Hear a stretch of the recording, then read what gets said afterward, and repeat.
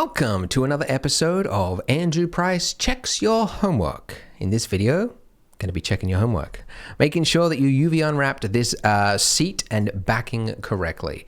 And as well as that, we're also going to be applying the wood texture to this so we can see how the grain looks and make sure it's all going the right way. So first of all, the homework. For starters, I hope to God none of you had problems UV unwrapping this slat there because it is identical to the one in the front that we already did. But this seat part had a unique challenge. So the unique challenge is related to the order of the modifiers. So you may remember that for these ones here, we applied the mirror modifier, but we left the subsurf modifier, which the reason for that is the subsurf modifier, it doesn't interrupt the UV layout, so it's fine to have that.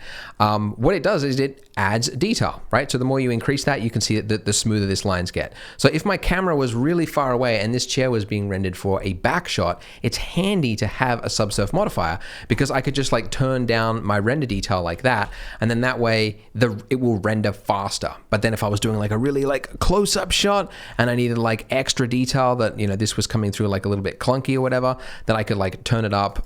So yeah, it's great to have a subsurf modifier.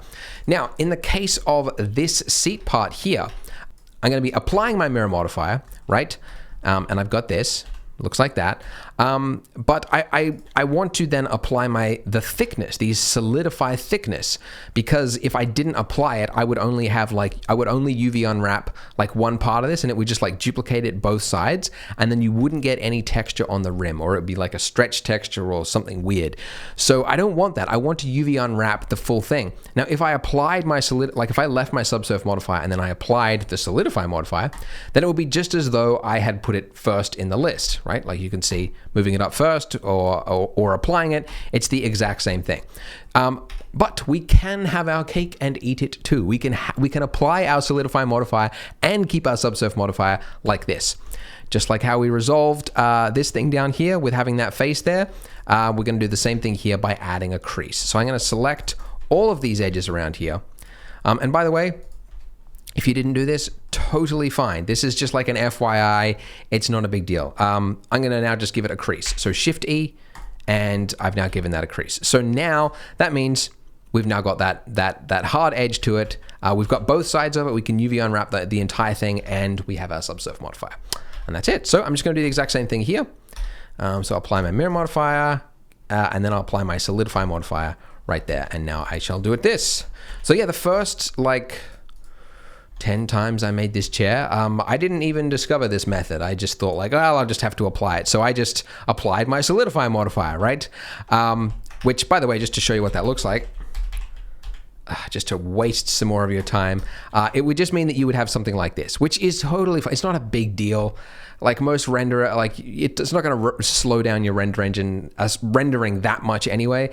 But I wanted to show this method as a sort of like an alternative way. So anyways, let's get to the point, Andrew. People are bored. They're bored out of their minds. There's 100 other videos that they could be watching. And by golly, they've given up their time to learn Blender.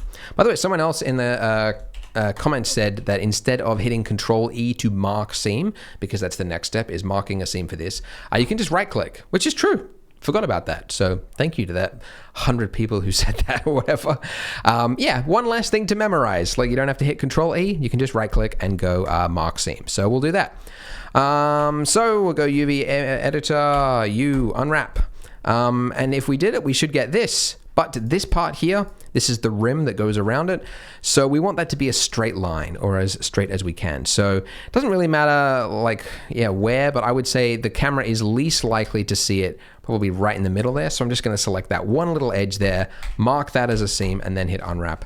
And now we get something like this, which is kind of like looks like when you like peel like a wrapper off a lid or something, and it's all kind of like, anyway, obscure. I'll do the same thing here. So, oh, come on. By the way, here's a little tip. If you go select sharp edges, it will only select sharp edges according to this angle here.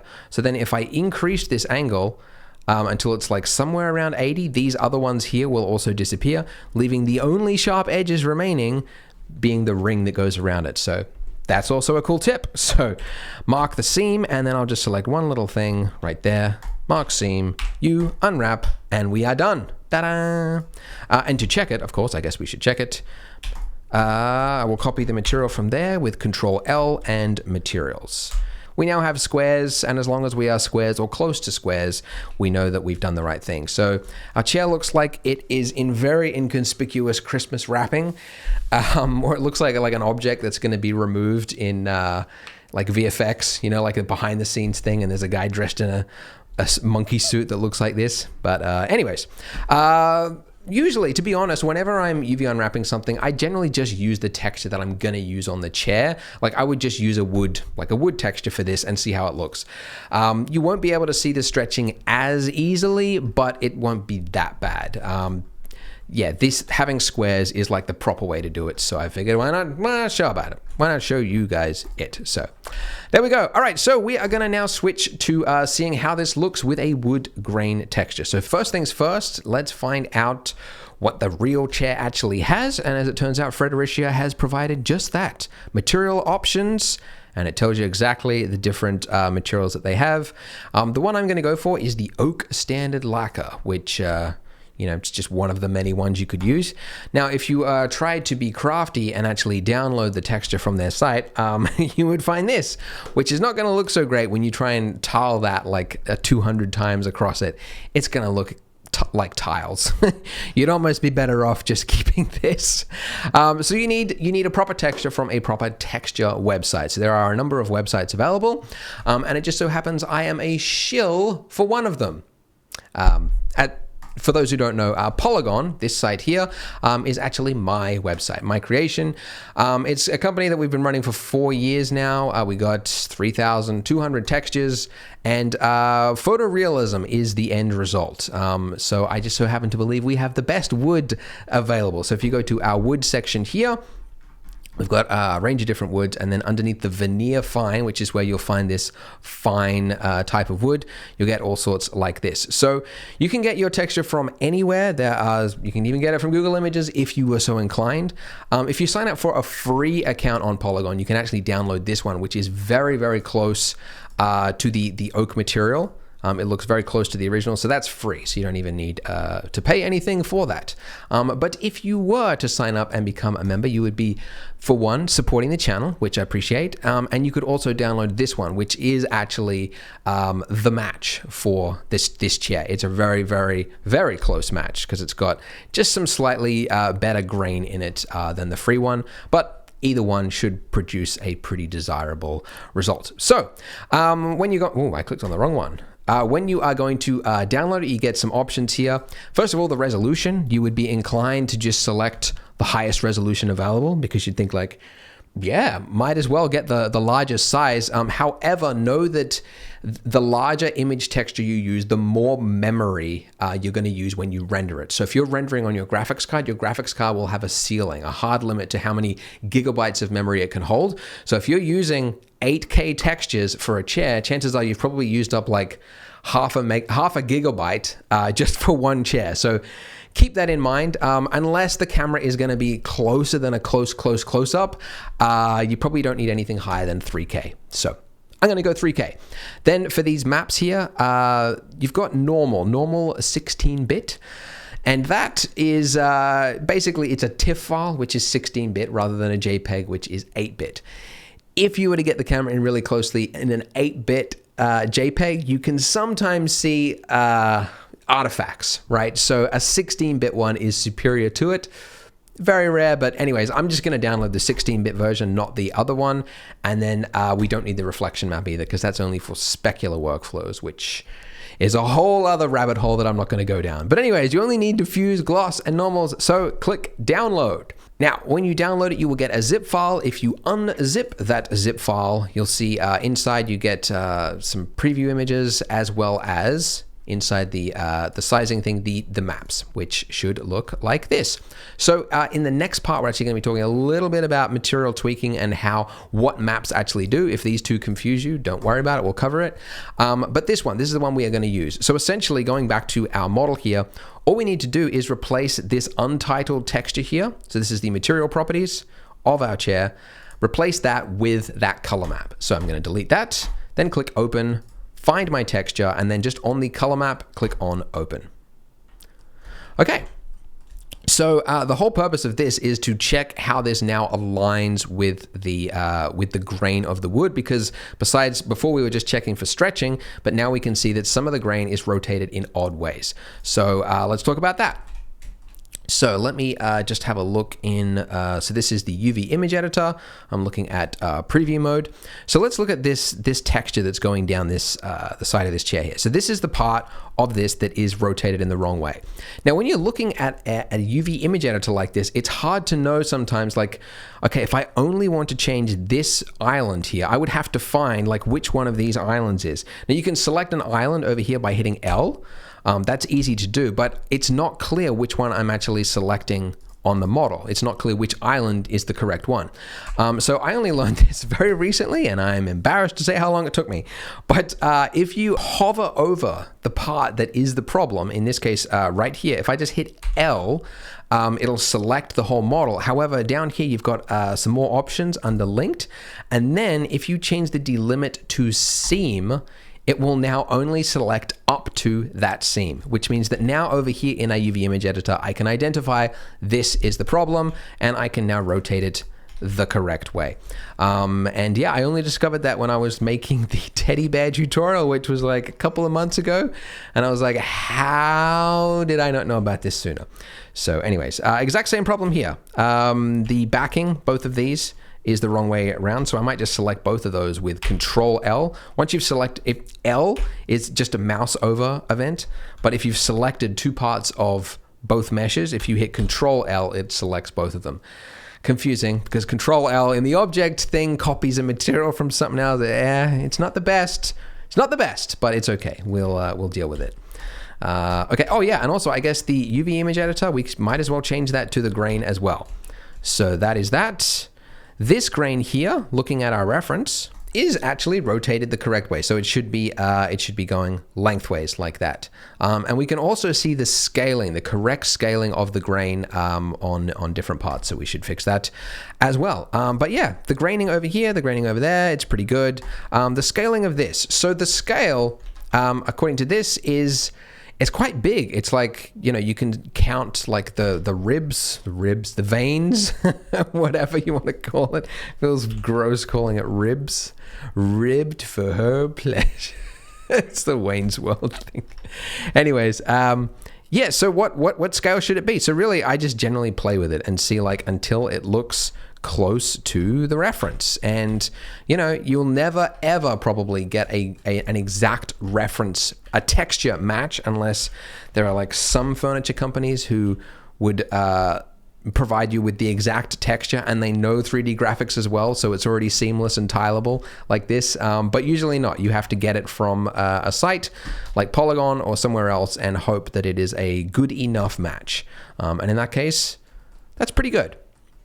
So just checking the scaling, because this is another problem. Like I get sent a lot of renders on Instagram or Twitter and just like various places. And a common problem that I see is people getting the scaling wrong. It's usually actually the scaling of objects, like it'll be part of a scene and the chair will be like way too big or way too small, or the door size is like a weird width and just doesn't look right. It looks weird.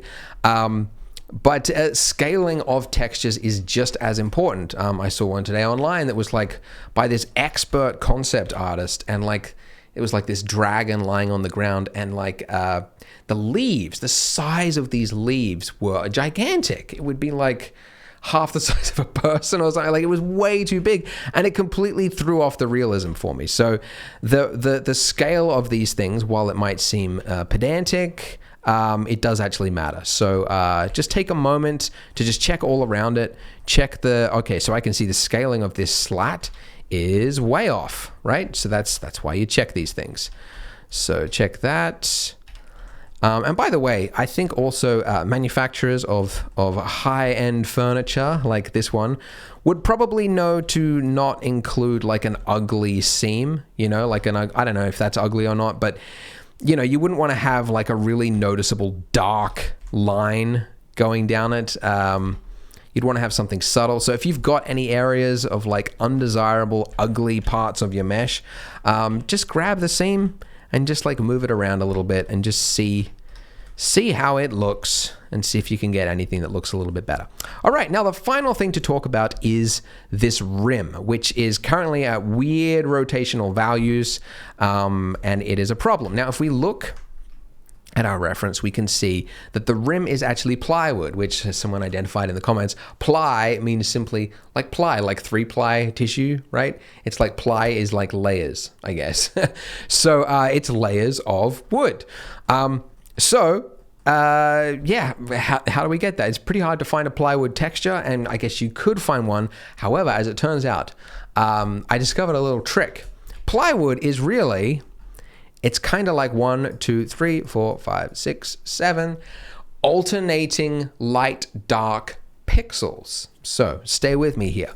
If you were to use another texture across here for the plywood, you could, and it probably would look more realistic. However, you would also be increasing your video memory or texture usage. So in video games, they generally reuse image textures like this because it saves on memory, which for games is far more important than for what we're using it for.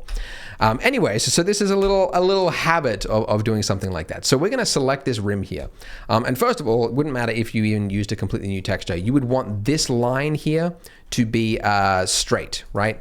And currently, Blender makes it pretty hard to do that. I wish it was easier, but basically, the way you do it is you select a line like this, then you hit S, then X, and then 0. So that's selecting the line with Alt, then S, X, 0. So you have to do it twice for every line. And then you would also notice that it doesn't line up exactly. Like these little lines are like different. I guess like the scaling is off or something. I mean, I guess you'd have to like scale it in, something like that. Like you can get it kind of close by hand. I would like to tell you about an add-on which you can get for free because it's on GitHub. It's also paid. It's on Blender Market. I'll put both links there if you want to support the artist who made it. That's a good idea. But it's called UV Squares, which is honestly a function that Blender should have anyway. But you just select the whole thing like this, and then you hit to grid by shape, and then it does that. Which, yeah, to be honest, Blender should be doing this as a default tool, which it's kind of embarrassing that it doesn't. But anyways, now it is a straight line. Now check this out. You can see in here we have what looks kind of like a plywood kind of thing. And if we were to, okay, scale it up and then scale it this way, if we just kind of like squash it this way, you can see this texture becomes so stretched, it looks like it basically becomes like a stretched pixel, and that looks remarkably like a what if I did it that way? Yeah, maybe not. It looks remarkably like plywood, right? So if you just find an interesting part of your texture, you can get something that's stretched. This is probably like the least photorealistic part of this tutorial that I'm doing right now, just like making like one part of it like stretched. But you would be surprised at how frequently things are cheated this way in the industry. If you watch like any making of behind the scenes, by the way, underrated way, like you pay X amount for whatever like conference you go to, SIGGRAPH or something, and you learn from experts or whatever, or you just buy the DVD or the like iTunes movie, and you can see like really well made behind the scenes stuff from like the VFX crew, and they actually go to a lot of effort in making it understandable and like high production value. Like the behind the scenes stuff in a lot of movies, on a lot of paid movies, is actually really cool. So underrated, but check that out. Okay, so is that, I don't know, is that good? Is that good? Is this anything?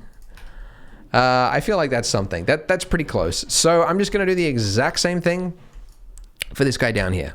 And there we go. So I've just done that off camera to save some time, but it's the exact same thing as right there. And that's it. That's the wood ply texture. If you actually didn't like this stretch look and you're like, you know, I'm a stickler for detail and I, you know, whatever, either one, find an actual texture online that has it, or, and this is what I actually did for my final render, if you create a loop cut going this way and then scroll up on your mouse wheel and then create 7 cuts like that, or 6 cuts, whatever, then you have alternating like layered things, and then you could give a new material to each part. So I could give a new sort of like plywood-y type of material there, and then select all the other alternating pieces like that, and then do another one and make it like the darker parts of the plywood. So that's another way to do it. You will actually probably get better realism like this, because at least there is like real photo, like you're getting extra detail in there than you would if you just did it that way, which is kind of like plain. But anyways, it's up to you. It's totally up to you with how you approach that. But anyways, that is our texture now correctly mapped to it. Now in the next part, we're going to be talking about making this a finished material by using the bump normal maps, the gloss map, and then giving metal material to these screws here. So go ahead, join me in the next part, and we'll finish materializing this chair.